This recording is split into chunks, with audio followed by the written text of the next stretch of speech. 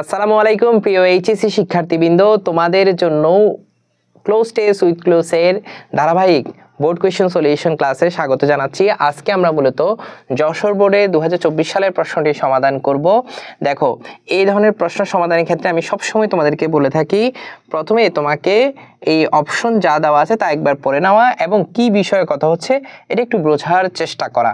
দেখো, অপশনগুলো আমরা একটু পড়ি। লিভিং, চেঞ্জেস, খুব সহজ শব্দ ইউজ হয়েছে। হিউজ, মাইটি অত শক্তিশালী। গ্রেট, অ্যাম্বিশাস অত উচ্চাকাঙ্ক্ষী, অর্থাৎ তুমি স্বপ্নবাজ একজন কাউকে বোঝাচ্ছে এখানে। ইকোনমিক, রিয়েলিটি, কানেক্টস অর্থ যুক্ত করা। উইং, এই উইং এর পর সবসময় টু বসে, উইং অর্থ কারণে বোঝায়। কেমন, এটা একটু মাথায় রাখবা। ড্রিম অর্থ স্বপ্ন, ডেভেলপ অর্থ উন্নত। দেখো, the Padma bridge, the mighty Padma bridge নিয়ে কথা হচ্ছে এখানে।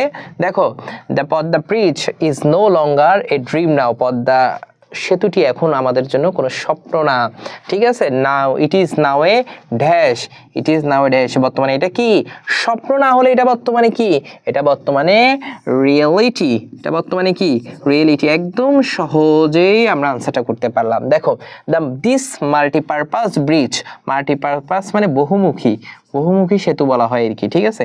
এই বহুমুখী সেতুটি ইজ গোয়িং টু, এটি হতে যাচ্ছে, to be, is going to be মানে হতে যাচ্ছে, হওয়া, বি অর্থ হওয়া আর ইজ গোয়িং টু মানে যাচ্ছে, তাহলে এটি হতে যাচ্ছে। ড্যাশ, বুন অর্থ আশীর্বাদ, বুন অর্থ কি আশীর্বাদ, এটা কি হতে যাচ্ছে আশীর্বাদ। ফর দ্য সাউথ ওয়েস্টার্ন অর্থাৎ দক্ষিণ পশ্চিমাঞ্চলের অংশের জন্য, বাংলাদেশের দক্ষিণ পশ্চিমাঞ্চলের অংশের জন্য এটা বুন হতে যাচ্ছে। তাহলে কি আশীর্বাদ হতে যাচ্ছে, তার মানে এটা আশীর্বাদ, এর আগে একটা অ্যাডজেক্টিভ বসবে, তাহলে কি আশীর্বাদ হতে যাচ্ছে, লিভিং আশীর্বাদ না, ইকোনমিক বুন না। হ্যাঁ, ইকোনমিক বুন মানে অর্থনৈতিক আশীর্বাদ, এটা একটা কাছাকাছি যাইতে পারে, বাট আমরা আরও কিছু অপশন পড়ি। হিউজ, হ্যাঁ এখানে গ্রেট আছে, গ্রেট তো আমরা বসাইনি না, গ্রেট বসাইতে পারি, তাহলে গ্রেট বুন অর্থাৎ একটা ব্যাপক আশীর্বাদ হতে যাচ্ছে। আশীর্বাদটাকে একটু বড় করে দেখাচ্ছে, কাদের জন্য, বাংলাদেশের দক্ষিণ পশ্চিমাঞ্চলের অংশের জন্য। বা ডিকেডস এগো, ডিকেডস আছে তাহলে কয়েক দশক আগেও। ইট ওয়াজ রেদার অ্যান্ড ড্যাশ ড্রিম, এটা কেমন ছিল, এই স্বপ্নটা কেমন স্বপ্ন ছিল কয়েক দশক আগেও। ওই যে তোমাদেরকে বললাম অ্যাম্বিশাস মানে উচ্চাভিলাষী, তাহলে কি স্বপ্ন ছিল, উচ্চাভিলাষী স্বপ্ন ছিল। অ্যাম্বিশাস ড্রিম, এটা অ্যাডজেক্টিভ ফর্মে আছে এবং এটা নাউন, এবং মনে রাখবা না এর আগে কি আছে ডিটারমিনার, তাহলে স্ট্রাকচারটা কি determiner plus adjective plus noun, এবং এটা একটা নাউন ফ্রেজ, এটা একটা কি phrase, noun phrase. Determiner, adjective এবং নাউন, এই তিনটা মিলে একটা নাউন ফ্রেজ হয়। এ ডন্টিং চ্যালেঞ্জ টু টেম দ্য ড্যাশ পদ্মা, মানে এটা একটা অদম্য কি ছিল, চ্যালেঞ্জ ছিল। কি, এই যে উচ্চাভিলাষী স্বপ্নটা কি চ্যালেঞ্জ ছিল, অদম্য চ্যালেঞ্জ ছিল। দ্য ড্যাশ পদ্মা, আমি কিন্তু এটা প্রথম একদম শুরু করার সময় বলে দিছি, কি পদ্মা ভাইয়া, পদ্মাটা কেমন ছিল, পদ্মার একটা বিশেষণ দাও না, পদ্মাটা অনেক শক্তিশালী ছিল।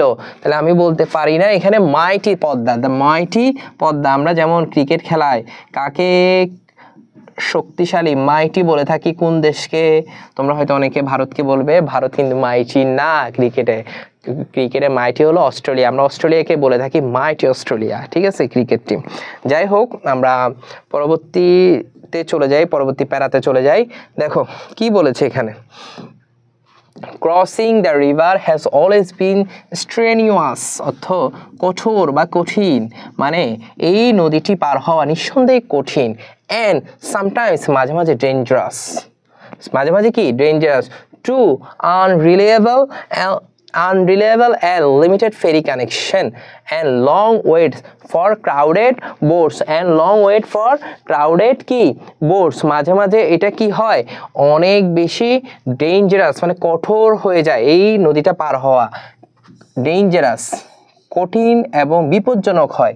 কেন হয়, টু আনরিলায়েবল অর্থ অনির্ভরযোগ্য, অ্যান্ড লিমিটেড অর্থাৎ সীমিত ফেরি কানেকশন, অ্যান্ড লং ওয়েটস মানে দীর্ঘ সময় অপেক্ষা করতে হয় কাকে, মানুষকে, ক্রাউডেডকে, বোট অ্যান্ড লঞ্চের জন্য।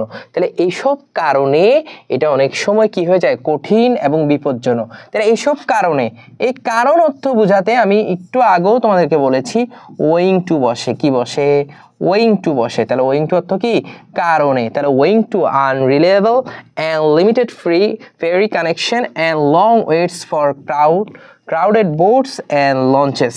আশা করি বুঝতে পেরেছো এই লাইনটি, এখানে চমৎকার লাইনটির সেন্টেন্স মেকিং ছিল। আমরা পরের শেষ অংশটুকুতে চলে যাই। দেখো, the Padma bridge that dash Dhaka, Padma bridge যেটা কিনা ঢাকাকে with 21 southern district is a potential catalyst for economic dash in lives. দেখো এতটুকু পর্যন্ত আগে চেঞ্জ করি, আমরা একটু সলিউশন করার ট্রাই করি। দ্য পদ্মা ব্রিজ যা কিনা ঢাকার সাথে 21টা দক্ষিণের জেলার সাথে কি করেছে ভাইয়া, যুক্ত করেছে, তাহলে কি হবে কানেক্টস হবে, কানেক্ট, এখানে কানেক্ট আছে, হ্যাঁ আছে কানেক্টস, একদম যুক্ত সহ আছে, তার মানে আমাকে আর পরিবর্তন করার প্রয়োজন নেই। তার মানে দ্য পদ্মা ব্রিজ এটা থার্ড পারসন সিঙ্গুলার নাম্বার, এই দ্যাট দ্বারা এটাকে নির্দেশ করছে, এই জন্য এটা অ্যাজ বাই এ যুক্ত হয়েছে দ্যাট দ্বারা, এটা যুক্ত হওয়াতে, তার মানে এটা একটা কমপ্লেক্স সেন্টেন্স। কমপ্লেক্স সেন্টেন্সের ক্লজ মার্কার হলো তোমার দ্যাট, তাহলে that connects Dhaka with 21 southern district is a potential catalyst for major economic. আচ্ছা, ব্যাপক একটা অর্থনৈতিক কি করার জন্য, অর্থনৈতিক উন্নতি কিংবা পরিবর্তন করার জন্য, ডেভেলপড কিংবা চেঞ্জ, আমরা চেঞ্জেস দিয়ে থাকি, ডেভেলপড পরে কোনো জায়গায় যদি ইউজ করার প্রয়োজন হয় আমরা করব। আর এখানে তুমি চাইলে ইকোনমিক ডেভেলপমেন্টও তুমি দিতে পারো। দেখো, in the lives of over 30 million people, যেখানে বসবাস করে 30 মিলিয়নের বেশি লোক, লিভিং ইন দ্য রিজন, এটা একদম ইজিলি বোঝা যাচ্ছে। দেখো এই প্রেপোজিশনের আগে পিপল, ঠিক আছে, একটু দেখো পিপল, এখানে কিন্তু আর কোনো ফাইনাইট ভার্ব বসানোর সুযোগ নেই, কারণ এটা ক্লজ মার্কার, কমপ্লেক্সের ক্লজ মার্কার। এই ক্লজ মার্কারে এই যে একটা ফাইনাইট ভার্ব, এই যে ইজ, আর এখানে একটা ফাইনাইট ভার্ব, ঠিক আছে। যদি এখানে পিপল হু থাকতো তখন তুমি এখানে লিভস বসাইতে পারতো, এখানে লিভ বসাইতে পারতা, কিন্তু এখন প্রশ্ন হলো এখানে আর ফাইনাইট ভার্ব বসানোর সুযোগ নেই, কারণ এই জায়গায় একটা ফাইনাইট ভার্ব বসছে কানেক্টস এবং ইজ, দুইটা ক্লজে দুইটা ফাইনাইট ভার্ব বসে গেছে, তার মানে পিপলের পর নন ফাইনাইট বসবে। পিপল যারা কিনা বসবাস করে এই অঞ্চলে, তাহলে লিভটা কি হয়ে যাবে, ফাইনাইট ভার্ব করতে হলে আমাকে আইএনজি, নন ফাইনাইট করতে হলে কি করতে হবে, আইএনজি যুক্ত করতে হবে, ভার্বের সাথে আইএনজি যুক্ত করে আমরা নন ফাইনাইট ভার্ব করি, কিংবা 2 + V0 করে আমরা নন ফাইনাইট করি। এখানে বাক্যের প্রাসঙ্গিক অর্থে আমরা ভার্ব প্লাস আইএনজি যুক্ত করে নন ফাইনাইট ভার্ব করলাম। In the reason will give a, দেখো এটা আবার কম্পাউন্ড সেন্টেন্সের অ্যান্ডটা ইউজ হয়েছে, দেখো উইল গিভ এ, এই জন্য এখানে ফাইনাইট ভার্ব বসার সুযোগ পেয়েছে। উইল গিভ এ যেটা দেয়, ড্যাশ টু ট্রেড যেটা দেয়, কি দেয়, এই যে পদ্মা ব্রিজটা কি দিচ্ছে, এই যে পরিবর্তনটা আসছে ইকোনমিক চেঞ্জেস কি দিচ্ছে, একটা বাণিজ্য করার একদম হিউজ, এখানে একটা শব্দ আছে, অনেক বেশি পরিমাণ ট্রেড করার সুযোগ দিছে, যা আমাদের ইকোনমিক অ্যাক্টিভিটিস অ্যান্ড কি করার সুযোগ দিছে, অ্যান্ড ইকোনমিক অ্যাক্টিভিটিস দুইটা কাজ করার সুযোগ দিছে।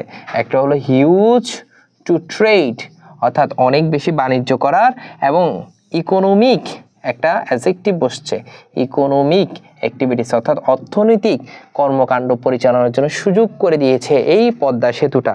এটা যেহেতু খুবই আমরা এই ধরনের টপিকগুলো তখন সময়ের সাথে এগুলো খুব বেশি আলোচিত ছিল, এই জন্য এই টপিকটা এসেছিল।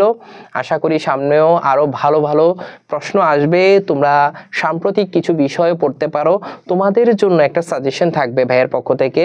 তোমরা চাইলে মাঝে মাঝে তোমরা, আমি জানি তোমরা সবাই মোবাইল ইউজ করো, টাইমটা মোবাইলে মিসইউজ না করে তোমরা এটাকে কিভাবে কাজে লাগানো যায়, একটু যদি তোমার ডেইলি স্টার কিংবা যে ইংলিশ ফিনান্সিয়াল এক্সপ্রেস এই পত্রিকাগুলো আছে, একটু মাঝে মাঝে কলাম পড়লে, ওখানে বিভিন্ন বিষয় সম্পাদকীয় এডিটোরিয়াল পার্টটা পড়লে তুমি আস্তে আস্তে ইংলিশে তোমার এফিসিয়েন্সি প্রফিসিয়েন্সি বাড়তে থাকবে, এতে তোমার ইংলিশ ল্যাঙ্গুয়েজ স্কিল ডেভেলপ হবে এবং তুমি এই ধরনের প্রশ্ন সহজেই সমাধান করতে পারবে।